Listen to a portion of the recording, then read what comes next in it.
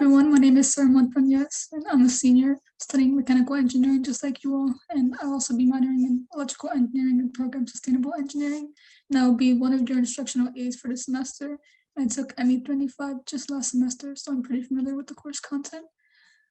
This video will cover two parts. So part one will be covered by myself, and it'll cover MATLAB basics, reading in data and plotting, and part two will be covered by Margaret, your other instructional aide, and she will be covering an example with a text data file.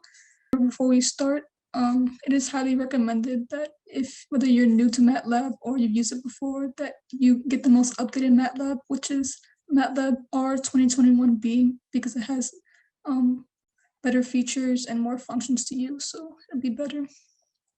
And now I will share my screen and start.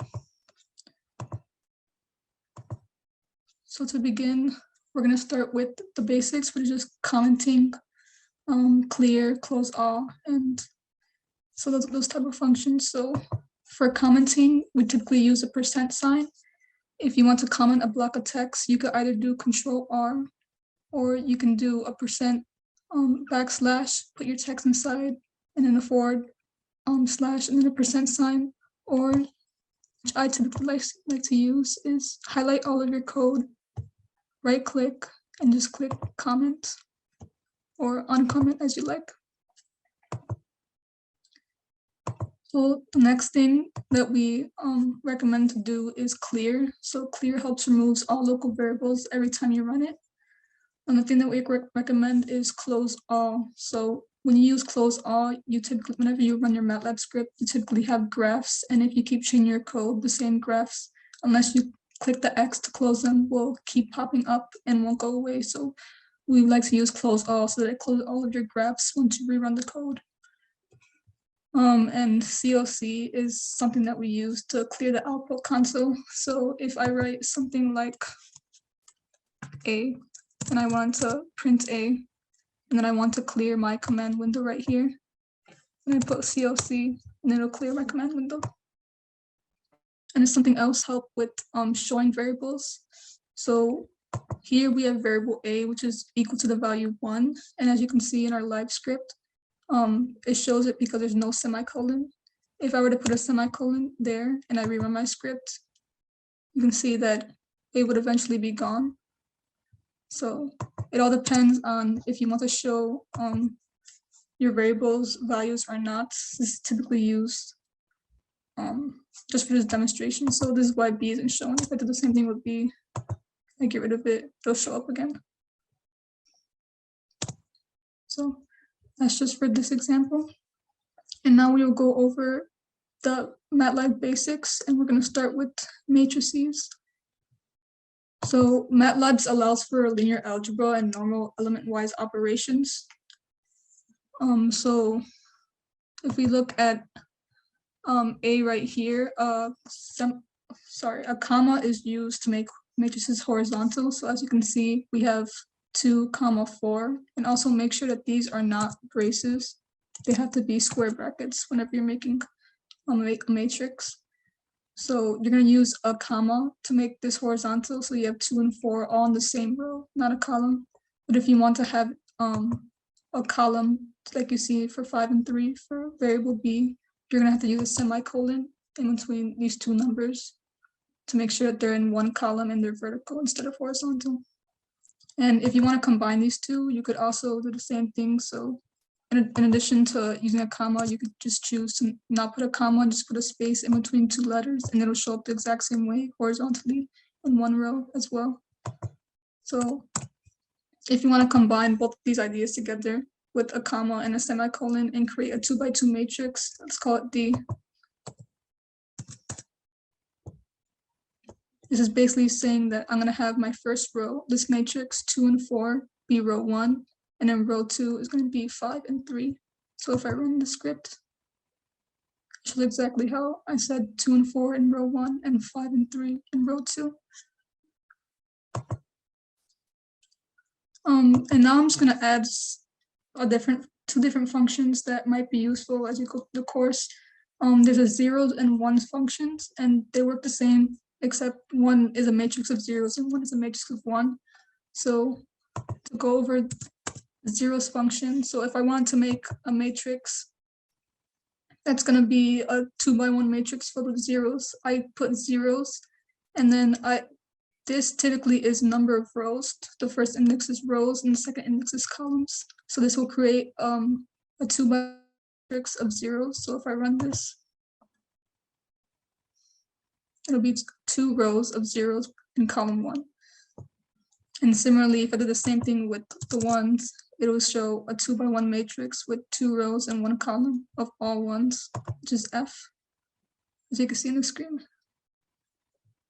So this might be useful when you're trying to make like matrices the same size. If you're trying to multiply them, divide them like element by element, so they need to be same size in that case. So this is just for future use. And next is to transpose a matrix. So transpose means you could either take it from being a horizontal to a vertical matrix, or going from a vertical matrix to a horizontal matrix by adding this apostrophe at the end of your variable. So I could take my A transpose from above, so 2, 4, and I can transpose it using the comma, and it'll show, instead of it being horizontal like it was before, it'll show to be vertical. And similarly, if I did the same thing with matrix B, before it was vertical, and now if I put an apostrophe here, it'll be transposed to be horizontal this time. And if we move on to matrix operations, so there are 2 different matrix operations you can do. You could do element-wise, which allows you to get values per index of a matrix, or you could choose to use regular operation, which gives you a single value for a variable. So in this case, we're going to get a single value by multiplying matrix A and B, and so give us 22. And as you can see, do element-wise operations, we have to make sure first that we use a dot symbol. If we don't put a dot symbol, it'll only give us a single value, or it might not even work. Yeah. So let's see what happens if I try not putting a dot. It'll be an error. So typically this is a common source of error. So if you're ever trying to do an element-wise operation, just make sure you have your dot in front of it. You can also choose to do division, so that'll be a / as well. And you can get the values per index of the matrix that you want. So in this case, we took matrix of voltages and a matrix of amps, and we divided them, and then we got element-wise values for each of them. So now we're going to move on to indexing. So if you have an n by n matrix, you need to index into the matrix if you want a specific value or a specific row or specific column. So in this case, it is important to note that MATLAB is different than C++ or Python, in that the first row and first column, so index 1, is going to be index 1 instead of 0. So say for instance, if I take, I want to take the last value 9, which is the end of the row and the column. It would have to be called, at least for the rows, it would have to be row 3. And then for columns, it have to be column 5. It's not going to be 0, 1, 2 or 0, 1, 2, 3, 4. So MATLAB always starts at index 1 instead of 0. And if we also want to index, this is just an example. So if I assign this variable element 1, so if I want to take element 1, which is 1 right here at the first column and row, then I will have to index 1, 1. And I index this because when you're indexing, your first element is going to be your row number, and your second element is going to be your column number. So if I take, if I index at row 1 and column 1, I'm going to get 1, which you can see right here is shown. Now, similarly, if I want to take the last element, which is element 9, I could either do 3, 5, since it's a 3 by 5 matrix, or I could do end n, which is easier, as it'll just take the last row and last column and index at the very last of this matrix, the very last index of the matrix. And also, if you want to index an entire column, so a neat trick is to use a colon. So this is basically saying that if you want to take the entire first column, so 1, 2, 1 of this matrix, if you put a colon here in the row index, it's going to say that you're going to take all the rows of column 1. And as you can see, it takes 1, 2, 1. So that's taking all the rows of column 1 to this entire column 1. And if we want to take the last column, we can do the same thing, except this time we can say we're going to take the end column. So all the rows of the end column, and it'll show 5, 6, 9. And we can do the same thing with rows, except it's reversed. So instead, if you want to take the first row, you can index 1 to get the first row, and then a colon for the column index to take all the columns of row 1. And in this case, you should be able to get 1, 2, 3, 4, 5, which holds true. And if you want to take the last row, you do the same thing, except you index end at the row, and then you do a colon for the column, and you should end up getting 1, 3, 5, 7, 9.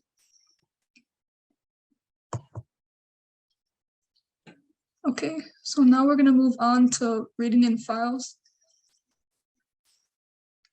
So in this scenario, we're going to have 2 different configurations with 3 trials, which is typically what you'll end up doing in most of your labs. And the files are going to be named in the format of test configuration 1, trial 1, test configuration 1, trial 2, test configuration 1, trial 3, and the same thing for configuration 2. So instead of having to generate file names and have individual variables associated with them, you can choose to use a for loop. So first, we can make a variable called configurations, because there's going to be 2 configurations in the case. It's going to be configurations 1 and configuration 2. And then we're going to create a variable called trials, because there's going to be 3 trials for each configuration. So then if I create my first for loop, I'm going to have you could make any variable name for it. So in this case, it's called C, and it's going to go from configuration 1 to 2. And inside it's going to have a nested for loop. So instead of it going into configuration 1 and taking the file name for trial 1 and then moving on to configuration 2, this nested for loop ensures that it starts at configuration 1 and then it goes through trials 1 and 3 before moving on to configuration 2. So in this case, I will be in configuration 1. This nested for loop would start at trial 1, and this variable called file is going to use the printf function, and the %d is going to allow us to replace it with a variable. So in this case, it's going to be 1, 2, or 3, or 1 or 2, because that's configuration. It's either configuration 1 or 2, and the trial number, which in this case is going to be 1, 2, or 3. And it keeps looping around until it goes through trials 1, 2, and 3. And then it's going to end the entire script, and it's going to loop back around and go into configuration 2 and repeat the same thing of going into the text file of trials 1, 2, and 3. And similarly, instead of using %d, so %d is typically used for numbers. So if instead I called my text file test configuration A, trial A, test configuration 1, trial A, test configuration 1, trial B, and so on, I can choose, instead of putting %d here, I could use %s. And instead of having trials the other 3, I could put it as like A, B, C. So that's how that works. And now we'll work on opening .text files. So here, when you're trying to open a text file, and we're going to be talking about text files and CSV files for this, but specifically for text files,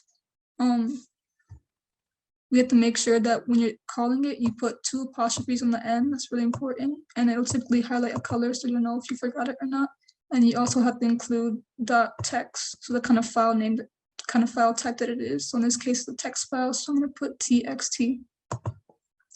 In this case, if we open our text file,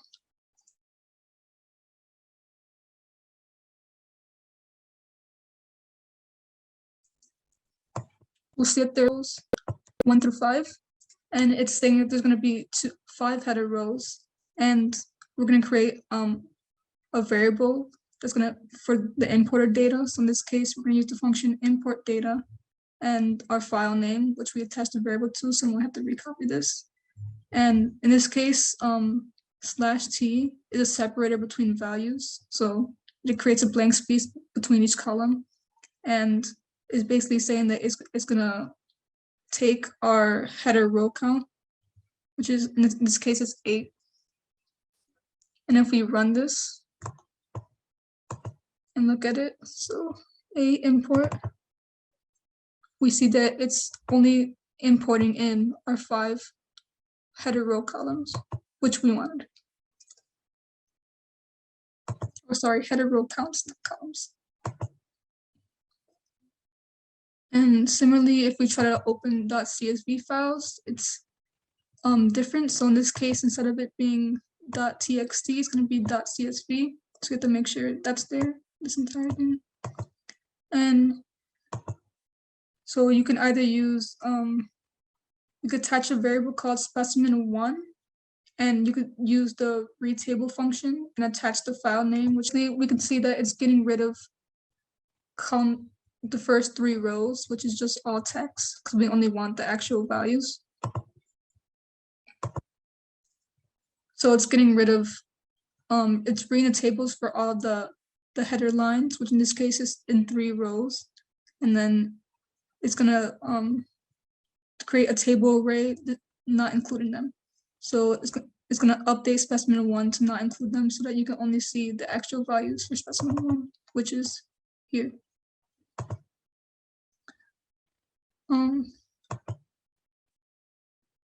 And if you want to index out a specific like time, just like we already learned in the indexing part. So in this case, time is going to be our first column and volts is going to be our second column. So just like we learned before, this is the first index is for rows and the second index is for columns. So if I want to take column 1, I'm going to take all the rows. So I'm going to put a colon here to indicate for all rows of column 1. And that'll give us time values. And then if I want to do the same thing, except get all the volt values, I would take all the rows for column 2, and I would get all the values for volts.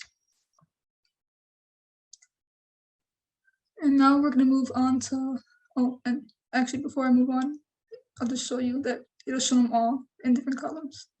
So it's the actual values of the first column, which is time, and the second column, which is for volts. So if we move on to plotting, there are several ways to plot in MATLAB, depending on if you want error bars. And using the data, we're going to generate best fit lines. So in this case, we're going to want to have 10 data points on a sine wave from 0 to 4 pi. Actually, note that of x data. So first, we're going to create our horizontal, which is x, our x variable. So we're going to use the function linspace. And this is basically telling us that we're going to go from 0 to 4 pi. And there's going to be 10 points. And similarly, for our variable y, it's just telling us the kind of function that our graph is going to follow. So it's going to be a sine wave with sine x as a function. And this is what it comes out to look like. So if I want to plot this, so I could typically use figure. And if I want to do multiple figures, then I will call it figure 1, I will call it figure 2. But in this case, I'm only going to call it figure since we're only doing 1. And I use the hold on feature if we want to plot multiple things in the same graph, or if we want to add legends, labels, titles to the graph, we can typically use hold on so that it could keep adding them to the graph instead of plotting it without including them. And then I'm gonna plot X versus Y, which is gonna be, when we plot it, we can see here on the right, it's plotting our sine wave, 10 points, so 1, 2, 3, 4, 5, 6, 7, 8, 9, 10, from 0 to 4 pi. So now if I wanted to plot another graph on here, so if I called my other graph y1, and in this case the function was sine 2x, and I want to plot it along with my sine x wave, then I could do hold on, and I could plot x, y1 in this case is our new function, and it will plot together. So if I run this code, it shows them plotted together. So the new sine wave, sine 2x, is the red line, and it also has 1, 2, 3, 4, 5, 6, 7, 8, 9, 10 points going from 0 to 4 pi. And also another good tool is if you want to change any colors, or if you want to customize your lines, make it the lines thicker, thinner, you could use this plot documentation down here to learn how to make your graphs look different, or to customize your plots. So now if we wanted to add an X label, which in this case is already here, so X data, I would use the function X label. I would just documentation, I would use parentheses, quotation marks. This is different than apostrophe, so I couldn't do this, that would be wrong. In this case, I want to call it X data, or I could also call it whatever I want. I could do X underscore data, and it'll update to be called that exact title.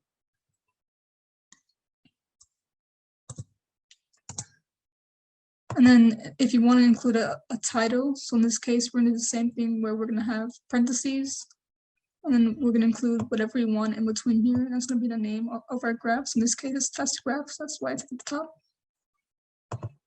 And similarly for our Y label, it's important to know that you can use special symbols, so you don't have to go online and try to copy and paste specific symbols like sigma and all that. You could type into MATLAB yourself. So in this case, it's going to be a backward slash, and we're just going to type in the word sigma, and the Greek symbol will show up. And in this case, we want to call it stress sigma MPa, and it shows exactly like that. And in the case that we want to do subscripts or superscripts, we could basically just use an underscore, use braces, and include our text within these braces. There's no quotation marks included. And then if we want to do superscripts, instead of it doing an underscore, it would be a caret marker, and then our text in between our braces like before. So if instead I wanted my Y label to be normal stress, then I could do backslash sigma underscore in between braces normal to indicate normal stress. And if I run this,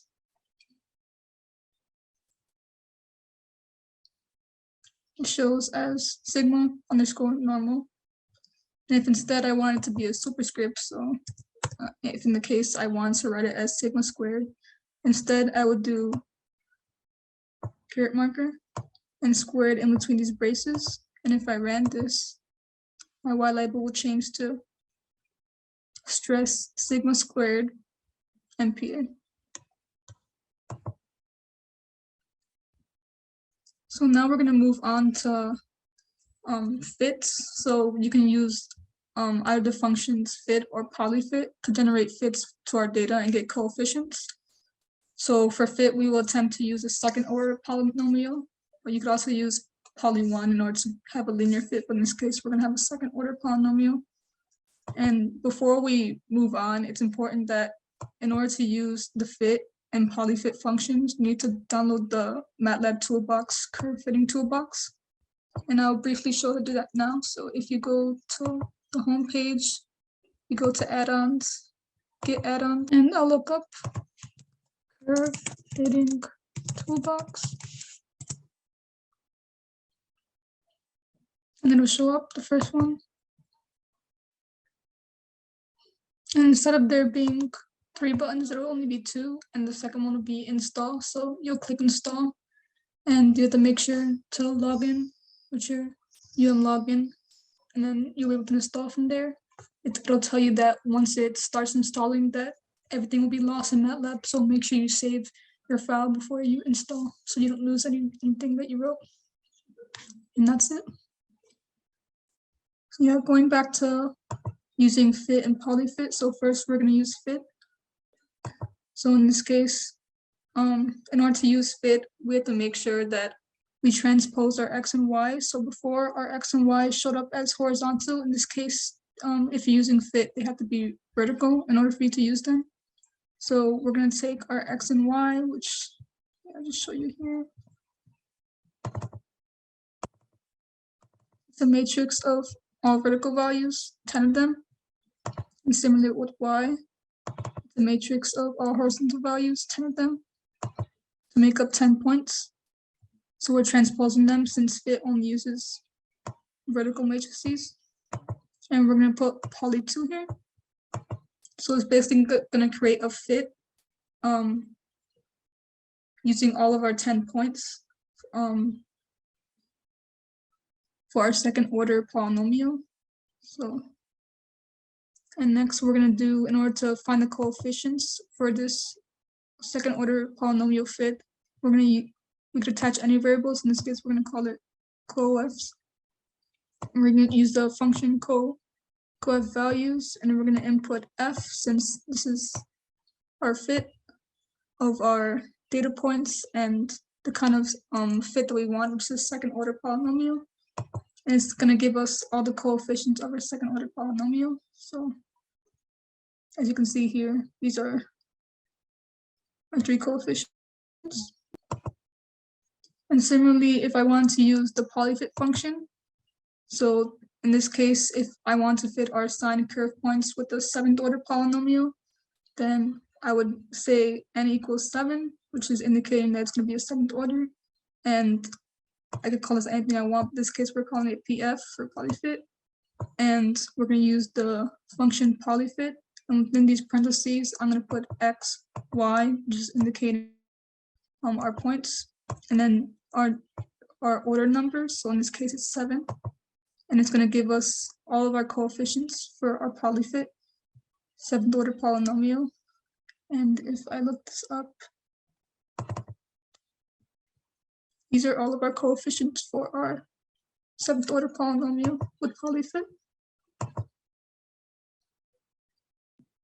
So next, if I want to then plot our line of best fit, so in this case, we're gonna plot our polyfit. I could call this x1 linspace again. So if I wanted to make sure that x was going, our graph for x was going from 0 to 4 pi, I could put 0, 4 times pi here. In this case, I want to create to make sure that we have the function for with our polyfit coefficients in mind. So I'm going to create a function using, create another function called y1 using the function polyval. And then I'm going to input all of our coefficients here, so PF for our 7th order polynomial. And then I'm going to include x1, which in this case is going to be, is basically telling us that we're going to have a curve that's going to fit to all of our 10 points from 0 to 4 pi with the 7th order fit, polynomial fit. And if I do the figure, this is what it showed up to be. It's going to be this red line. As you can see, there's 10 points, and it's a 7th order polynomial fit. That fits. In this case, when I plot x and y, so our data points, if I put an O here, surrounded by apostrophes, it's basically telling us that at each point, it's going to be an O to marker each point. If instead I want to be marked by a star, I could change it to a star. So if I run this, we'll change to a star.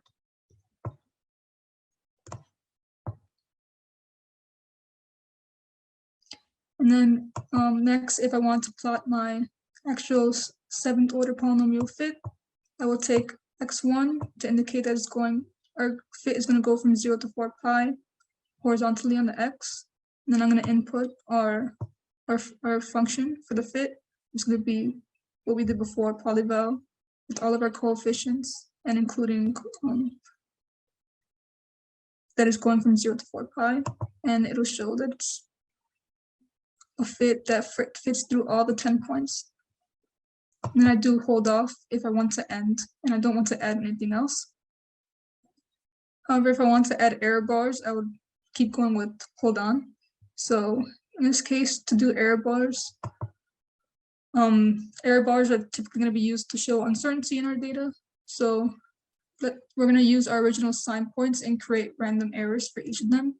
So if we're going back to our original sign points, if I wanted to get X error, so horizontal error in this case, and I want to have random error, I'm just going to create a variable called X error. I'm going to use the function random, and I'm going to create random horizontal error bars for points 1 through 10.